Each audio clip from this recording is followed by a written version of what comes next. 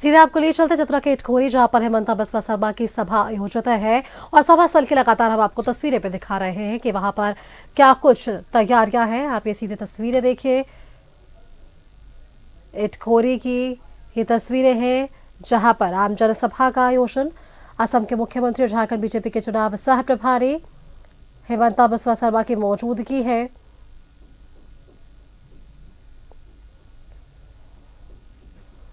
सभी सभा में अंतिम पायदान पर भी बीजेपी अपने अपने प्रत्याशियों के लिए वोट की अपील करती नजर आ रही है। ये तस्वीरें हम आपको सीधे तौर पर दिखा रहे हैं चतरा के इटखोरी से, जहां पर ये आम जनसभा आयोजित की गई है।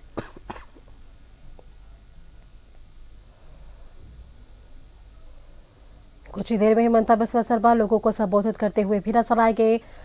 कुछ ही घंटों का बस इंतजार और आज शाम 5 बजे के बाद पहले चरण के मतदान के लिए चुनाव प्रचार प्रसार का शोर थमता हुआ हमें नजर आएगा। 13 नवंबर को पहले चरण के लिए मतदान हो रहा है। इस वजह से तमाम विधानसभा क्षेत्रों पर सभाएं आयोजित की जा रही है। तबाड़तोड़ कह सकते हैं, प्रत्याशियों के लिए वोट की अपील करने ये तमाम नेता पहुंच रहे हैं।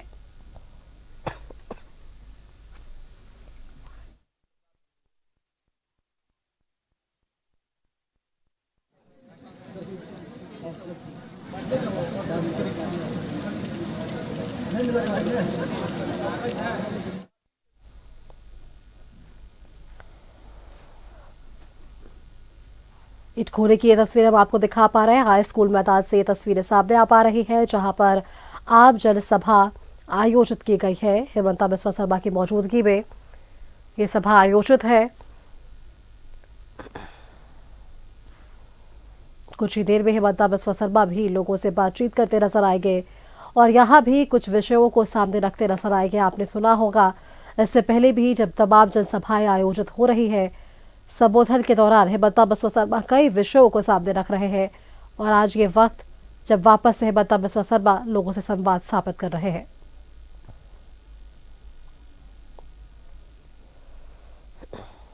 सब कुशल मंगल। उज्जवल दास जीतेगा कि नहीं जीतेगा? जीतेगा 100% की और कुछ डाउट है? 100% जीतेगा। तो मेरा साथ बोलिए, भारत माता की, नरेंद्र मोदी, नरेंद्र मोदी, उज्जवल दास, उज्जवल दास। मंच में विराजमान हमारे जिला की प्रभारी विनय जायसवाल जी, हमारे विधायक और पार्टी के नेता किशोर दास जी, ऋषिवाला सिंहा जी, देव कुमार सिंह जी, शेखना दास जी, रसिक शिरोमणि जी, सुजीत भाटी जी, मृत्युंजय सिंह जी, शिव कुमार राणा जी, भाइयों बहनों, पिता माताओं और सभा में विराजमान हमारे सारे बंधुगण, सबसे पहले मैं आपको धन्यवाद देता हूं कि नामांकन का दिन से लेके हुए आज तक आप लोगों ने चुनाव का संचालन किया और आज चुनाव का आखिरी प्रसार का आखिरी दिन है और 13 तारीख आप लोग सबको वोट डालना पड़ेगा। हमारे सिमरिया में हमारे कोई सारे नेता आए हैं और ये इलेक्शन का जो भी बिंदु है, जो भी मुद्दा है, आप लोगों का समक्ष रखने के लिए कोशिश भी किए हैं। भाइयों और बहनों, हम लोग मां भद्रकाली का धरती में है और मैं जहां से आया हूं असम, वहां में भी मां कामाख्या का मंदिर होते हैं। हमारे लिए मां बहुत बड़े होते हैं। और हमारे लिए हमारे समाज, हमारे संस्कृति और हमारे धर्म हमारे लिए बड़े होते हैं। बीते 4 महीना मैं झारखंड में बिताया और मैंने क्या देखा कि झारखंड में कोई जगहों में रामनवमी का प्रोसेशन भी निकाले नहीं दिया जाते हैं। काल में गारुआ में किए थे, दुर्गा मां का मूर्ति का विसर्जन भी नहीं होते हैं। मैं लोहारदगा में किए थे, इस बार वहां में भी मूर्ति का विसर्जन के लिए हमारे समाज का लोगों ने पुलिस का साथ काफी संघर्ष करना पड़े। भाइयों और बहनों, यह समाज हमारा है। 5000 सालों से ये भारत माताओं को हम लोगों ने सजाया हो और भारतवर्ष का विकास में हम लोगों ने अपना खून पसीना बहा दिया हो। लेकिन आज झारखंड में धीरे धीरे घुसपैठिया आ रहा है और एक विशेष समुदाय अपना वोट बैंक बना के पूरा झारखंड का तंत्र और झारखंड का समाज को अपना ग्रिप में लेने के लिए प्रयासरत हुआ दिखा हम लोग सब देख रहा हूं। आप लोग देखिए, ये जो समाज है, ये लोग एक भी वोट बांटते नहीं है। सारे का सारे वोट एक जगह में डाल देते हैं और हमारे जो समाज है, हम लोग अपना वोट बांटते हो और चुनाव अपना बीच में वोट बांट के हम लोग चुनाव हार जाते हो। इसका कारण झारखंड धीरे धीरे हमारा हाथ से बाहर निकालते देख रहा है। ये चुनाव हमें उज्जवल दास को जिताना नहीं जिताना, इसके लिए ये चुनाव हमें लड़ना नहीं है। हमें ये चुनाव झारखंड को बसाने के लिए लड़ना है, हमारे रोटी बेटी माटी के लिए लड़ना है।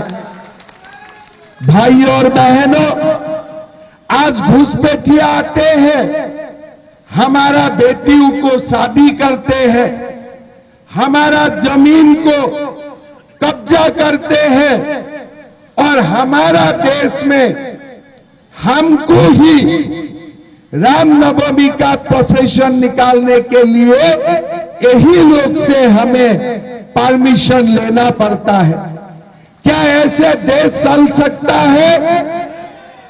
आप लोग देखिए, 500 साल का बाद हमारा हिंदू समाज ने बाबर को भगाया और राम मंदिर बनाया। इस चुनाव में भी हम आलमगीर आलम को भगाऊंगा, इरफान अंसारी को भगाऊंगा।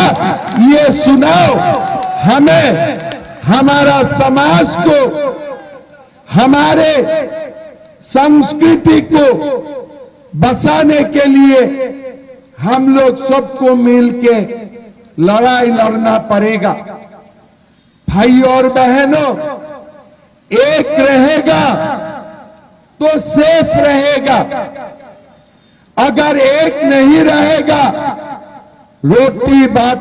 रोटी माटी बेटी हाथ से निकल जाएगा।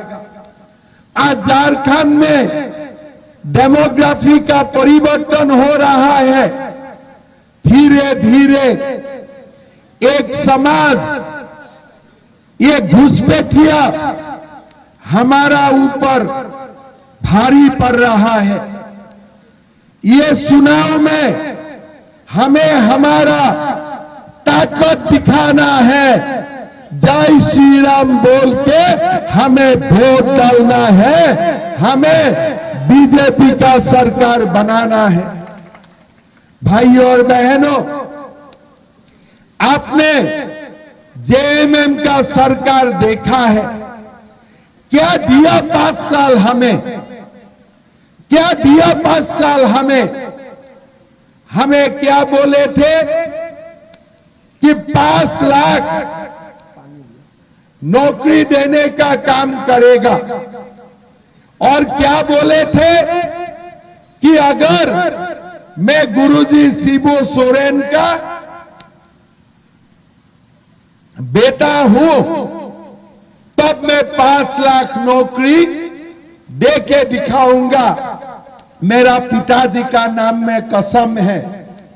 मैं आज सिमोरिया में मां भद्रकाली को सामने रख के आप लोगों को पूछना चाहता हूं, और सच बोलना, क्या आप लोगों का घर में नौकरी मिला? क्या आप लोगों को नौकरी मिला? क्या झारखंड सरकार ने 5 लाख नौकरी?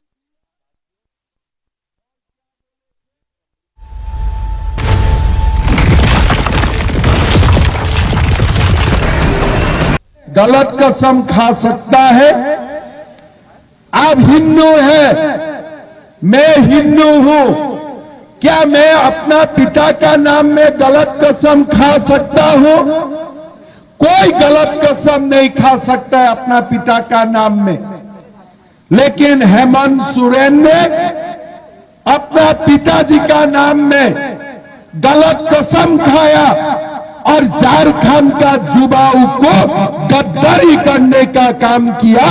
ये भी इतिहास आज दिखा रहा है। भाइयों और बहनों, 5 साल बीते, कोई भी एग्जाम नहीं हुए। जो एग्जाम में क्वेश्चन पेपर लीक नहीं हुए, सीजीएल एग्जाम करते हैं, क्वेश्चन पेपर लीक कर दिया जाते हैं। एक क्वेश्चन पेपर खरीदने के लिए कितना रुपया चाहिए? 30 लाख, 40 लाख। क्या आप लोग दे पाएगा 30 लाख 40 लाख रुपया? अगर आप लोग नहीं देगा या नहीं दे पाएगा तो आप लोगों का रोजगार कैसे मिलेगा?